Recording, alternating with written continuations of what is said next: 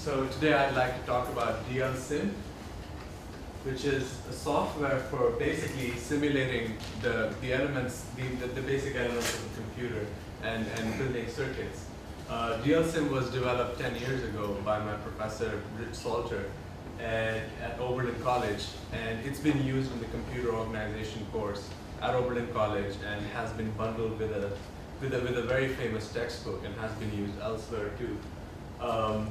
This summer we were working with the latest version of DL-Sim, and let me talk about the features a little bit. So in DL-Sim you can design multiple levels of circuits. You can start from really basic circuits that have very basic elements and just a bunch of gates, and you can integrate them into chips, and chips can have more chips in them. So using multi-level design, you can design circuits just the way actual circuit designers do in DL-Sim.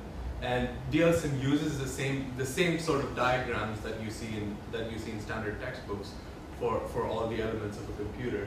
And with abstraction, a new feature that was added was being able to create circuits whose source is not given to students, but students have to sort of match and create a circuit that works functionally like those.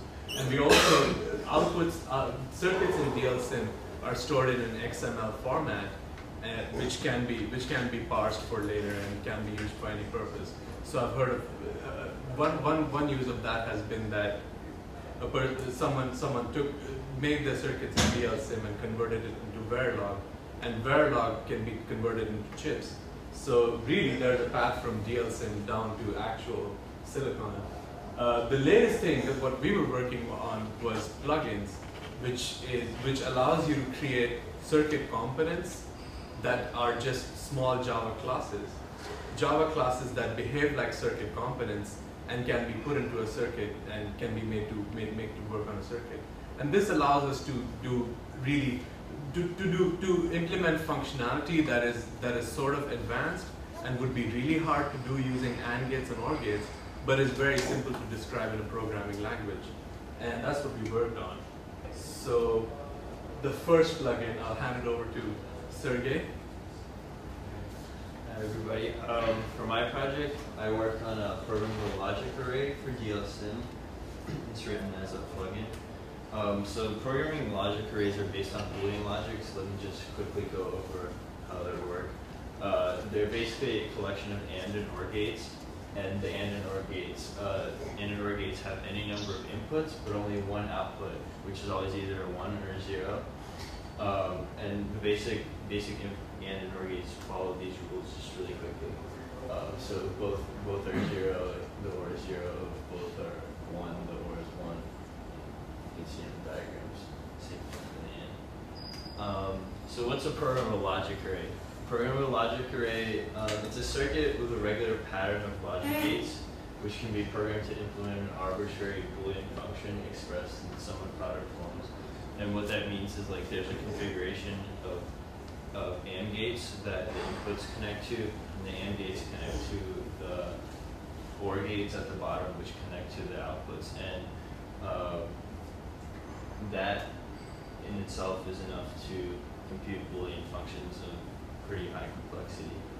So how's it actually programmed? How does this chip work? Because you have the connections between the AND and the OR gates, but you have to tell the chip which ones are actually active connections, because not all of them are active, or else it would be computing the same function every time.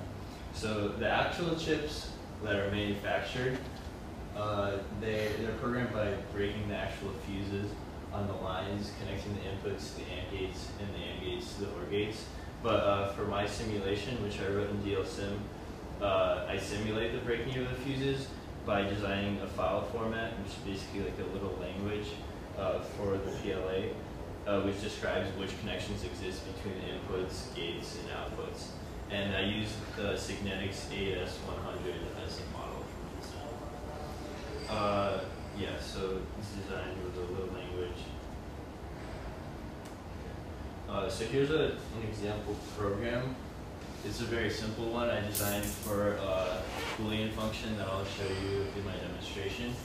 Here's a diagram of what the PLA looks like. Here are the inputs. Here, the inputs are connected to the AND gates, and these are the connections where the fuses are actually broken. So my file format will describe where they're connected. For example, my first line is describing which ones of the inputs are connected to which AND gates. So the 0, 1 means that the A is not connected, but the not A is connected, and the 0, 1 for the B means the same thing, and the last one, 0, means that the L is connected, but the 0 isn't connected. Okay. So why would we use PLAs? PLAs provide an architecture of AND and OR gates on a single chip, which is useful for implementing pretty complicated binary functions.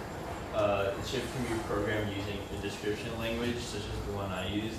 So instead of actually designing the chip physically and putting all the AND gates and OR gates together, we have a chip where you can just describe it, and it does the physical work for you. So now I'm going to show you my demonstration. Okay. So here we have a really basic use of the PLA. I'm implementing this function right here, f equals a, not B, C plus A, B not C, etc. So you can see these are the three inputs, A, B, and C, and this is the output. So the function is true whenever any of these terms come up. So for example, if I turn on only A and B, that's this term right here. So it lights up. Also A, B, and C, it also lights up. A not B and C, it lights up, and A not B, not B, not C is also true. So it's true in those conditions, but false in every other one. And I designed, that's like a very simple circuit. It uses the PLA program I showed you on the other page, but there are more complicated ones. I designed a 2-bit adder and a 2-bit multiplier that I'm going to show you right now. So here's the left operand and the right operand and the result. These are binary based. So when I turn on this input right here, that's sending a 1. And if I turn on both of these, that's a 3. If I turn on only the top one, that's a 2. And here's the same, it's in binary in big endian notation. So you can see if I add 2 and 2, that's a 4. If I add 3 and 3, that comes to 6. This is a 4 plus 2 is 6. So you can implement things like this with a PLA. You can implement even more complicated operations, providing that you have enough gates. So let me just quickly show you the multiply, which is designed the same way. Here it's also binary. So if you multiply 1 by 1 is 1. 1 times 0 is obviously 0. 2 by 2 and 2 by 2, and then finally 3 by 3 uses all the binary numbers. Okay. Yeah. So there are many more practical uses for PLAs, and for the remainder of the summer, I plan on expanding on my design and creating more complex circuits that use my PLA design. And now I'm going to hand it off to Joe, who's going to describe the MIPS processor that we designed for DLSIM3, which is the basis for Joe and Akshat's projects.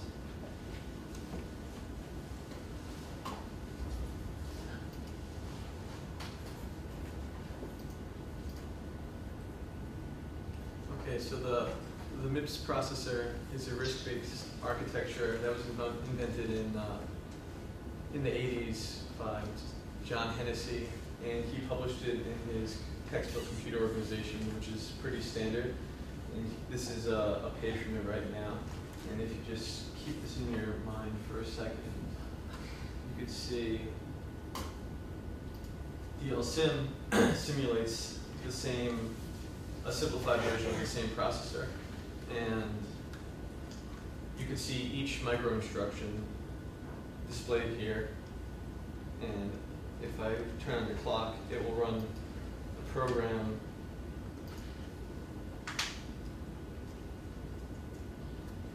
that should compute Fibonacci sequence.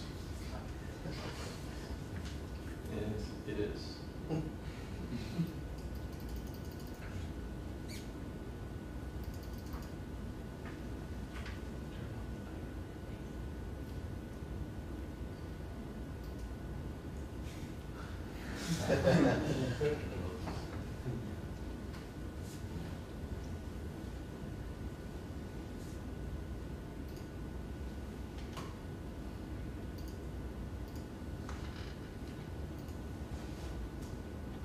Yeah, for my project, I extended the MIPS circuit. Oh yeah, I also have to give credit to John Donaldson for the MIPS, for the implementing the MIPS processor, because I pretty much did the whole thing, and I wouldn't have been able to do my project without him.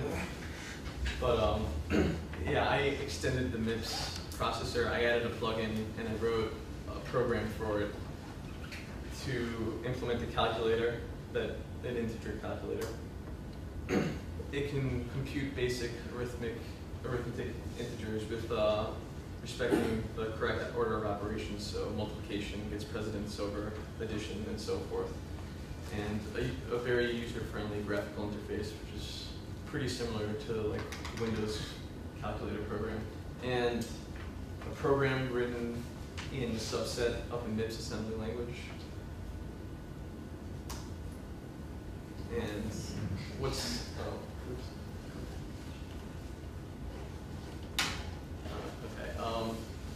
one is that every time you press, the reason why I did this was every time you press a button in like a calculator, so much stuff is going on and you have no idea what it is.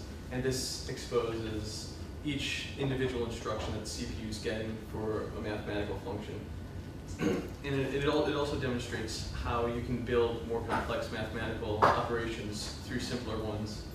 And the most basic example is calculating multiplication through addition. And DLSim makes this all possible because, first of all, without DLSim we wouldn't have MIPS, so I wouldn't have been able to do this. And it allows you to see both the lowest level of the software, of the program, of each instruction, and how that is carried out through the actual hardware, which is something that you wouldn't be able to get with just writing a calculator program in Java or C or anything. And it's very simple. It doesn't have, it only has plus, minus, divide, and multiplication. It can only deal with integers. There's no overflow detection. So if you say enter two numbers that are too large for it to compute, instead of telling you that it wasn't able to compute it, it'll just give you a negative number or something that's just completely wrong.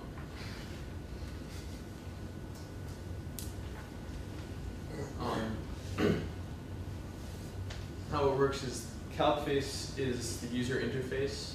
Whenever a button is pressed, it sends a message to the MIPS, the registers, it sends a signal to the registers in the MIPS processor, which is then stored. And what happens is the computer, the program, constantly checks that register to see whether or not anything has been stored there. And once something's been stored there, it executes a routine appropriate to the keystroke.